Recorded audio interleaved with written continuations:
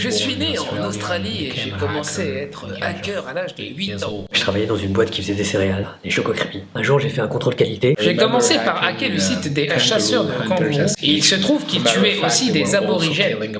Il s'est avéré qu'il y avait 12% de cyanure tous les 100 grammes de Choco Crispy. Là, je me suis dit qu'il y avait un problème. Avec ça, les gosses, ils ressemblaient à Brigitte Macron après chaque petit-déj. Je me suis enfui en Suède où j'ai commencé à dénoncer la société Ikea J'ai voulu informer ma hiérarchie, on m'a clairement dit de la fermer. qui détruisait des forêts entières pour construire des placards à chaussures. Moi, je leur ai dit que c'était pas rentable de tuer les gosses pour faire des économies sur le sucre. J'ai été viré. Je me suis donc enfui en Angleterre où j'ai commencé à dénoncer les crimes de guerre en Irak et en Afghanistan.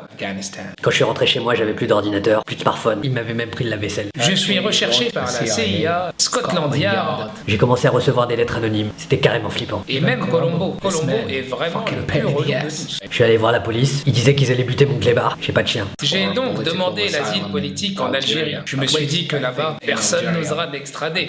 Personne ne savait où se trouvait l'Algérie. Ensuite, après 12 plaintes, la police est enfin venue chez moi. Et comme l'ensemble de la ville vit grâce à l'usine, ils m'ont embarqué et m'ont enfermé pendant 2 ans dans un asile psychiatrique. Quand je suis sorti, ma femme m'a quitté.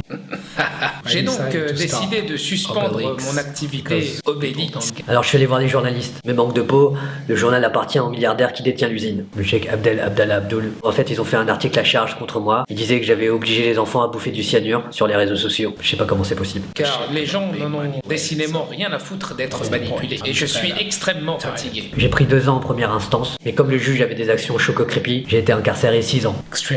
Rincé. Et j'ai écrit un bouquin, mais comme l'éditeur qui a acheté les droits de mon livre appartient au même groupe que celui qui vend les Choco Crispy, mon livre sortira jamais. Ma vie c'est de la merde. Bah, je vais sûrement me suicider en mangeant des Choco Crispy.